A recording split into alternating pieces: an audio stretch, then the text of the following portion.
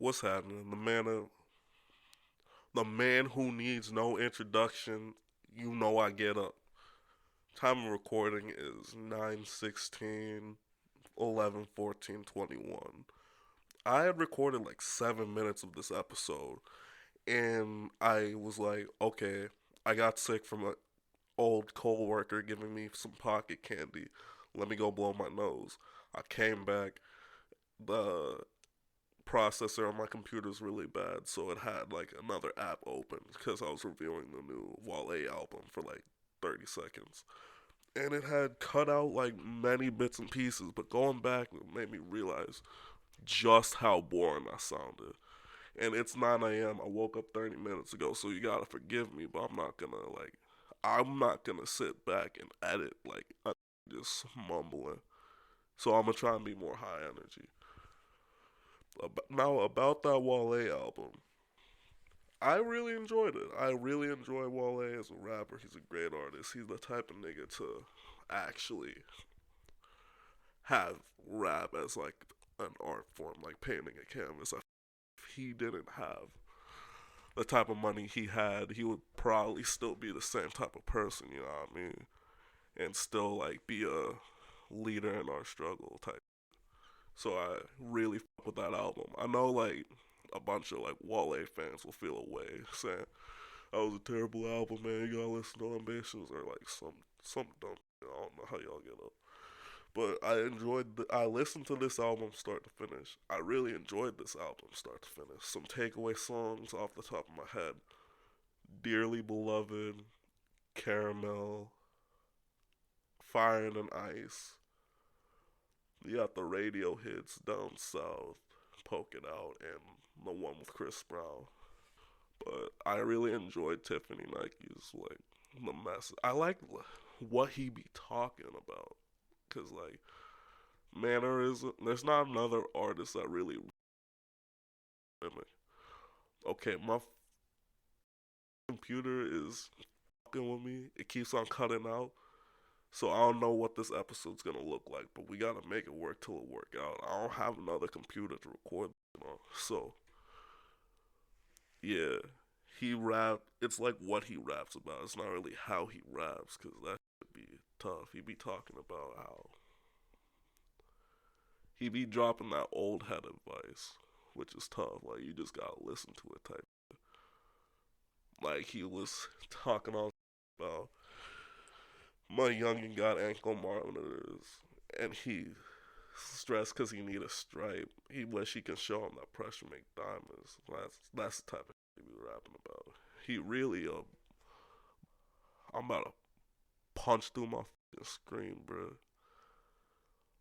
Like, why did my computer fold like this? I've noticed how much slower it's getting, but like Audacity is the only thing I got open. And if you know what Audacity is, it's like the least bare bone application. So I'm gonna pause this again, make sure the affairs are in order before I lose my patience. Alright, I don't know what to say. Audacity is the only application open besides Google Docs, so like we just gonna have to. It keeps on cutting out. This is about to be the worst episode. I don't know how I'm gonna get like a new computer in a week span, but we just gonna have to deal. So you know what time it is. Wale's a great artist. Not much else to say. Drop my drop my kids off and your girl like they missed the bus type beat. You know the vibes. It's some really though, cause I feel like I just got new types of problems. I and it just makes me wonder: did we actually get like superpowers this February? Cause I've been trying happy and healthy as possible. So I get my blood work done regularly, and like my CVCs, my levels are messing up, and it makes my blood clot a lot faster. So wounds would heal a bit faster. I really got a regeneration factor on y'all, but people always love to talk like I'm not ready to set it off. And with this newfound ability of regrowing limbs like a lizard, makes me wonder if I really wanted all 13 sizes of my shoe up this, what would he do? Like, it's always the skinny who have never been in a fight before who love to talk the most and will not set nothing off. So I don't really pay no mind. But I'm just wondering, like, what are they about to do? Oh man, I'm just waiting for the day. Dressing. Nah, we ain't go. But like stuff like that is what runs through my mind often. I usually am like a lot more soft when I come off. Pause. Like I'm not hard. I'm not this gorilla pimp hulking thug walking around. But the search for becoming my authentic self really makes me question of should I even be applying this courtesy of acting more polite than others at all. Like I really couldn't tell you. I really couldn't tell you the last time I said something with my chest was. Like it's bad. I ain't never, and I feel like if I ever get into a position to let someone know that they gotta take that bass out their voice, I would probably freeze, which makes me worried because I know no one else on my set would be able to do none. They probably look at me for that help.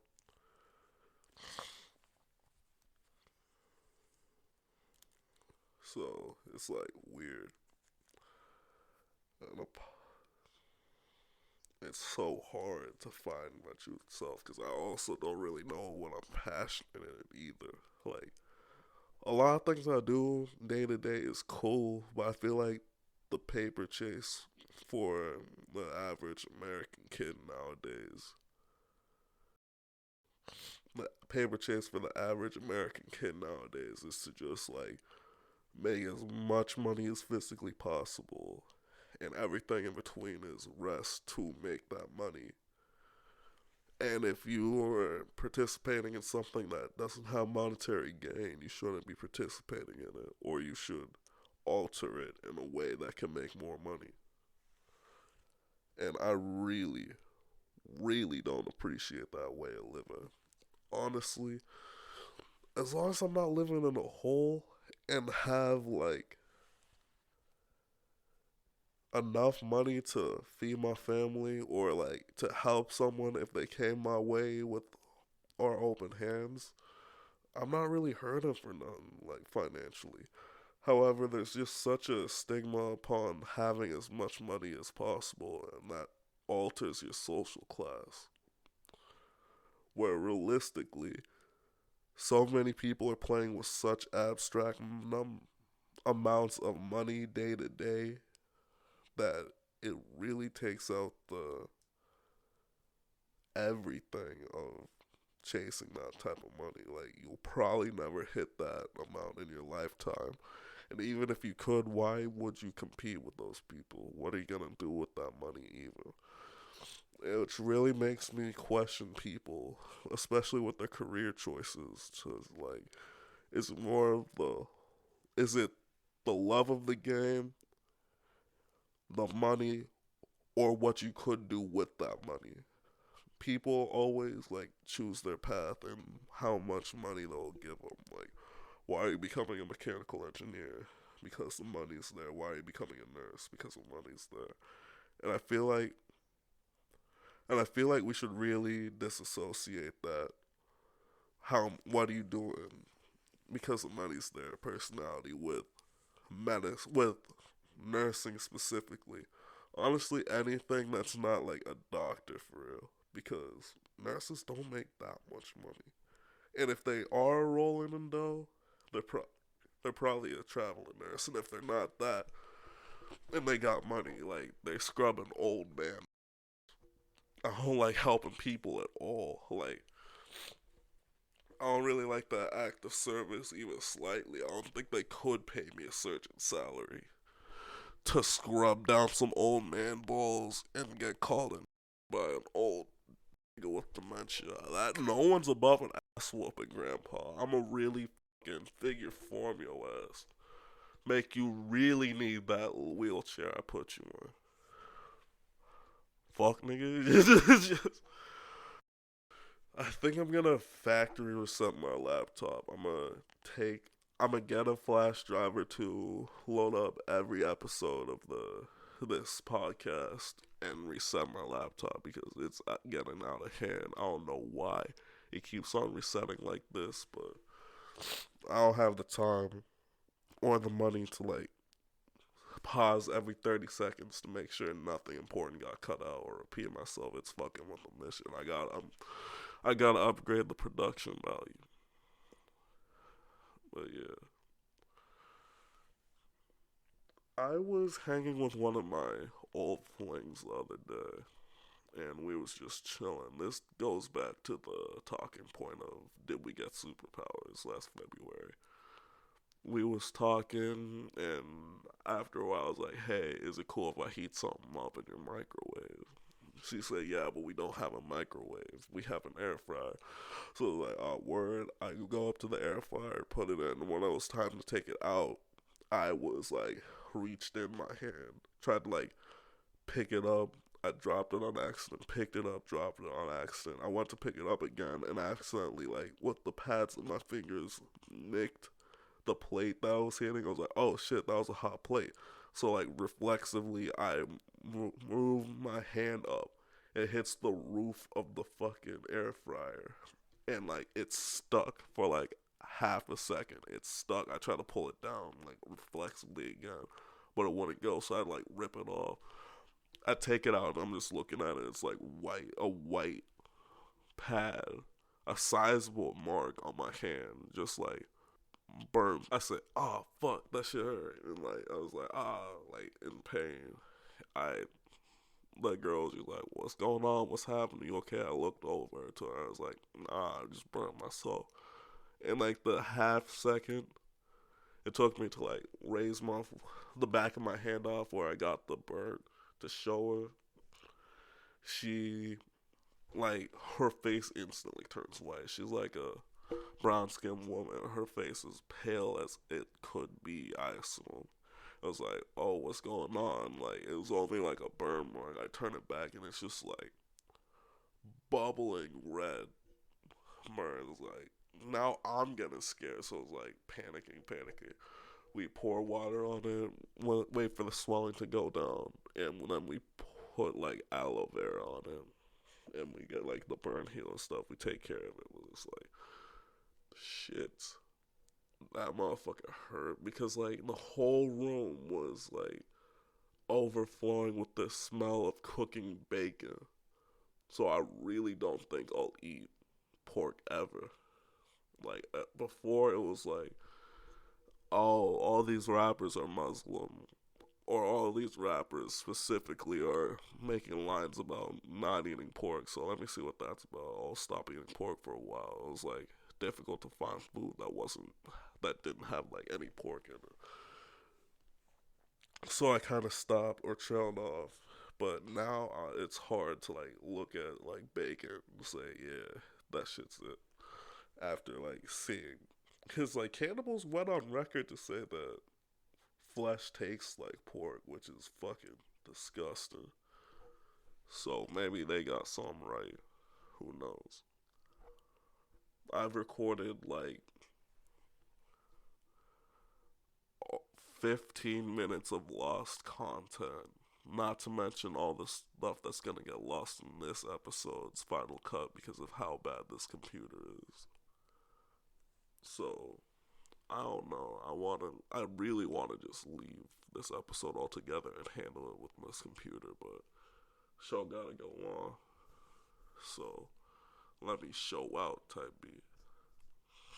I'm gonna just run through all the. It's hard enough to flow these talking points into one another without someone to reflect the conversation off of. But let me just run through these talking points so I can get to like the overwhelming announcements that I got. getting, like, this was really a third degree burn. Like, I don't think you realize when you see, like, Two-Face in them, like, those burn victims, that's like this burn victims by saying, like, Two-Face. But when you see, like, people with skin grafts and, like, all that going on with their burn wounds, this is the type of burn that I'm messing with. This is damn near a fourth degree burn. Like, it hurt. It's still here. It looks like a black and red molten rock. It's crazy. But it really makes me wonder what people think when it's on the back of my right hand. So if I was to dap someone up, they're gonna see it. It makes me wonder what they would think when they saw it. And then, which leads me to the perspective of getting tattoos. Like, why is it so frowned upon? There's some.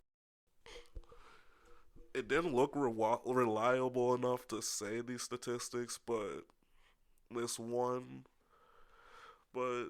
We all know that way back when it was more difficult to get a job with tattoos or have people take you seriously with tattoos. However, this one study shows that 14% of people said that it would not that it would negatively affect their decision on hiring people. 23 people did not care, and the rest were wary of where the tattoo was. So it's getting better. However, it still makes me wonder, like, why? What is all this for? I've seen some outlandish tattoos in some, like, bad places. And it didn't look like they were carrying themselves like. And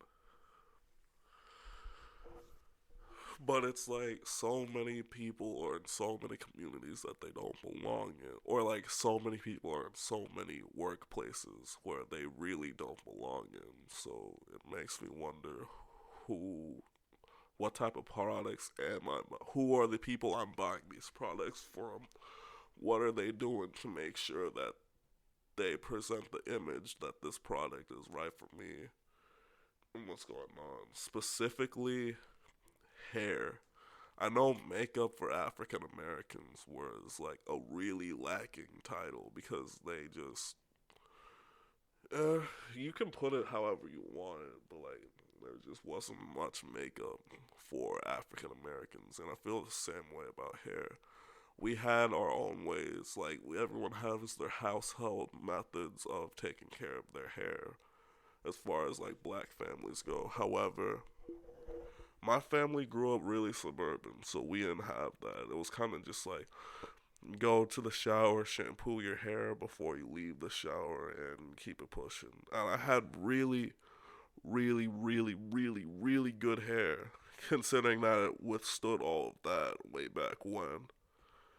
So it's tough that now I don't have as good hair as I would have had I taken care of it all these years. But now you would think it would be better because I have the wisdom, which is sorely incorrect because it's like every product that I use is like throwing an entire chemistry lab on top of my head and hoping something sticks, and it never does.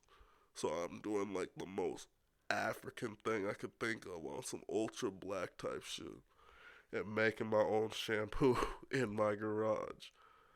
Like, on some kumbaya type shit. If this helps my hair, it's really going to be raps for y'all niggas. Cause I look so sick. I look like overtly sexy, and not a lot of people can like describe how well they look or what they look like. But a nigga like me, man, I won't let you hear the end of it if this resurrects what my hair's got going on. Oh man, I can't wait to be in a position of power on camera wearing the blackest of hairstyles to destigmatize this narrative we got going on. I can't wait to be the one on some Simba type shit. I can't wait to be the king. Or that one J. Cole song. I can't wait to be the king. Oh man. I got some stuff. I got some stuff I can't wait to share, but I'm gonna keep it under wraps until I actually do it, which sucks because I really want to just talk about it. However, in conclusion of that point, I'm making my own shampoo. I'm gonna give y'all the review so y'all can see what it do. Fuck can too. It don't work. Oh shit. Oh shit. Hold your applause. Hold your applause. I know I'm the greatest. You're welcome. Wrap your mind around it. Embrace it. Ugh. All right. As far as Rest Assured goes, what I'm actually doing, I finally ordered the samples. And to be honest, I'm in love with everything about this hoodie. The wrists, like, they kind of hug for as far as the hoodies go, but I'm not really worried about all that. I kind of wish that they had more extra larges in stock, because the large is a little small. But regardless, they came in, they look great. I'll be happy to do uh boom. I'll be happy to have a long business with this company that I'm using. The shipping was great too. It was amazing. It came like damn near the next day.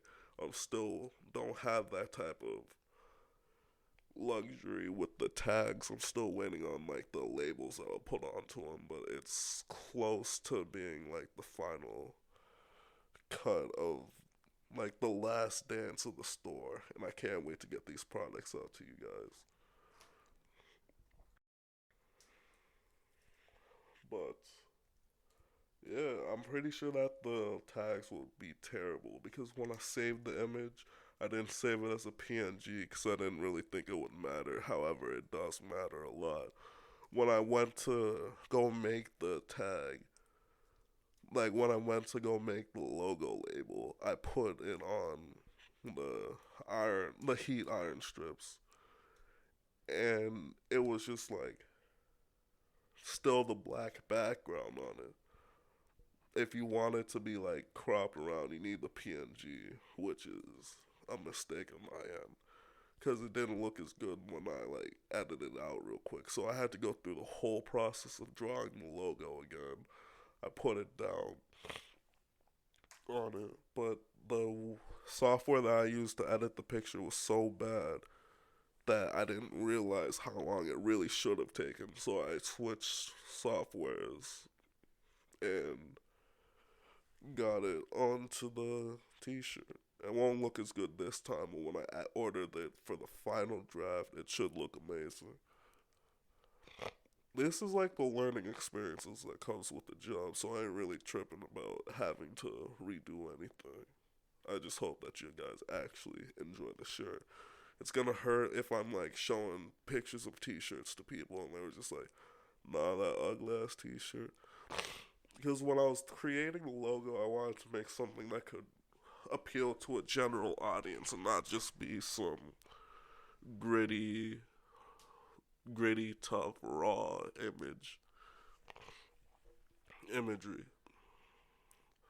Which long term will help me, but like short term of like showing, yeah, this is my brand, this is what it looks like. It's not really gonna look the coolest, but I'm not doing this for validation. I'm doing this to get rich. Fuck is you talking about, play? I need the startup cash, which is important to be in industries that have a lot of scaling potential, which I proved that it does. Because, as I stated in previous podcasts, I got in good terms with the marketing executive, and I actually invited him to this coffee shop that's gonna be known as like I don't know. It's gonna be like the main place where I invite other entrepreneurs to interview them. And yeah, I secured the interview, and it went pretty well. It's just that the baristas, for whatever reason, decided to bang whatever the hell they had going on onto the table, which was tough. In addition to it being on a voice memo, it was a lot of people around us, so it wasn't the best look, and I wouldn't post it, the whole interview, regardless. But I wouldn't post it without the other party's consent, so I'm gonna just give you guys a synopsis. And before I get into this, I want to talk about interviewing people is good to get on good graces in connection terms, but he didn't really drop anything I didn't know. And especially because, like, I won't be the best podcaster, I won't be the best entrepreneur in that sense. He might not, he could be, but he might not be the best marketer. There's probably other interviews with much better people in our field that you could look up on YouTube for your viewing pleasure and for your research purposes. So just understand, if you weren't able to get that one interview that you were really hoping to get, like, you could probably still find the same answers. So without further ado, let's go. I also want to flex this ability that I have. If I really had a superpower, it's this uncanny ability to sit down with the person and get their entire life story instead of small talking with them. Like, if they don't want to share something, they don't want to share something. And I know they're going to be the hero in the story and leave out parts, but I get the synopsis. Definitely better than Spark Notes. They don't do that. Chegg, who that? Socratic, who is he? Quizlet, forget about it. It's Bibble, baby. Ah! I'm so tired. I just hope that this podcast comes out good.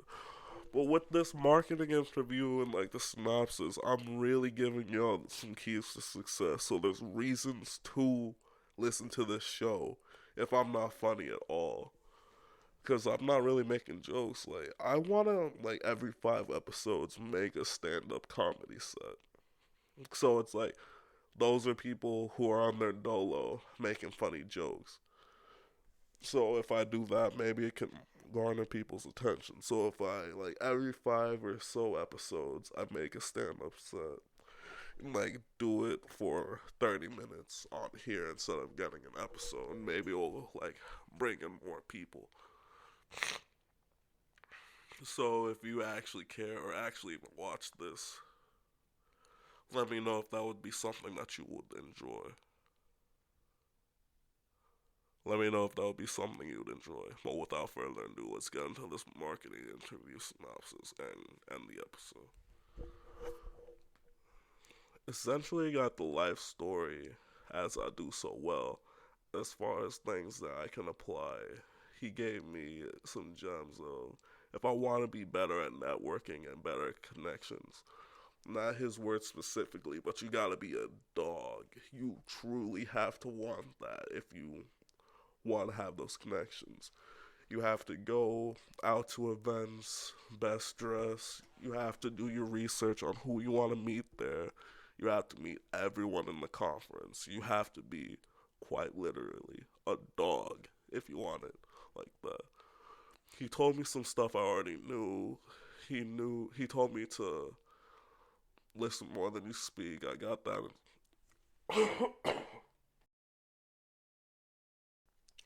He told me to listen more than you speak.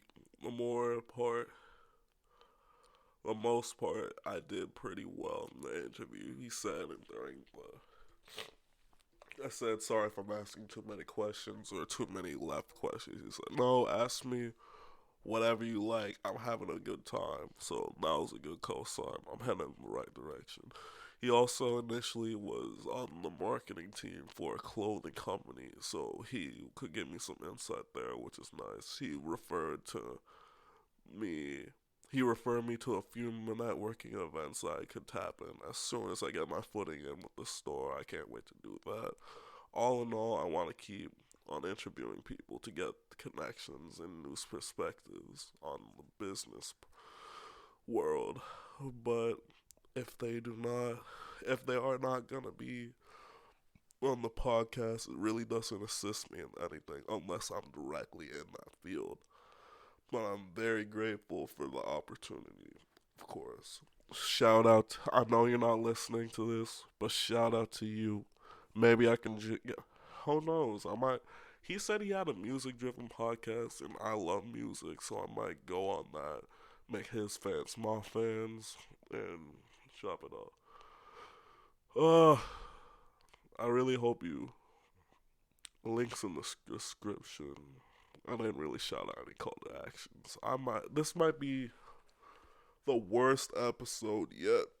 And I don't know what to tell you, nigga. It's your episode. If you want something different, you gonna have to comment how I can improve or how I can make changes. Cause I'm already the top 1% of myself. But if there's anything else I can do, you podcast niggas, I'm a funny nigga. Not a lot of podcast niggas are funny. So being on a solo podcast alone is crazy enough, but it's not really an entertainment value that I'm worried about or a comedic value that I'm worried about. It's retaining audiences that I'm worried about. I have no clue how I'm gonna do that, but when I do and I get the golden ticket, it's over with. I appreciate the time.